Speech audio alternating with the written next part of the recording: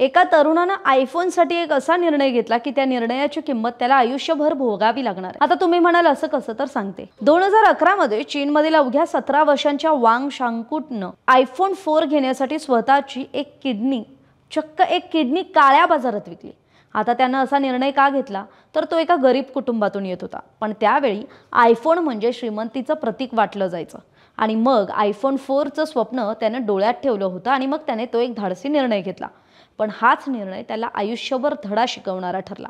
त्यानं अवघ्या 20,000 युआनमध्ये म्हणजे भारतीय रुपयांमध्ये सांगायचं झालं तर अवघ्या 2.5 लाख रुपयांमध्ये आपली एक किडनी विकली आणि त्या पैशातून त्यानं आयफोन 4 आणि आयपॅड विकत घेतला। पण लवकरच परिस्थिती बदलली। म्हणतात ना, काळ काय करून येईल आणि काय तुमच्यावर वेळ आलेल सांगता येत नाही। त्याच्या दुसऱ्या किडनीनं त्याची साथ सोडली आणि डॉक्टरांनी त्याला कायमचं अपंग घोषित केलं। खरं तर वांगच्या केसमध्ये पुढे अधिकाऱ्यांनी मग बेकायदेशीर शस्त्रक्रिया करणाऱ्या टोळीला पकडलं आणि वांगला जवळपास 1,83,74,800 रुपयांची नुकसान भरपाई सुद्धा मिळवून दिली। पण आज 14 वर्षांनंतर सुद्धा वांगची किडनी फक्त 25% काम करते आणि उरलेलं आयुष्य त्याला डायलिसिसवर जगावं लागणार आहे। त्यामुळे मागे वळून पाहताना वांग आजही म्हणतो, आयफोनसाठी किडनी विकणं ही माझ्या आयुष्यातली सर्वात मोठी चूक होती। तरी हा धडा आपल्यालाही खूप शिकवून जातो। तुमचं मत कमेंटमध्ये नक्की सांगा।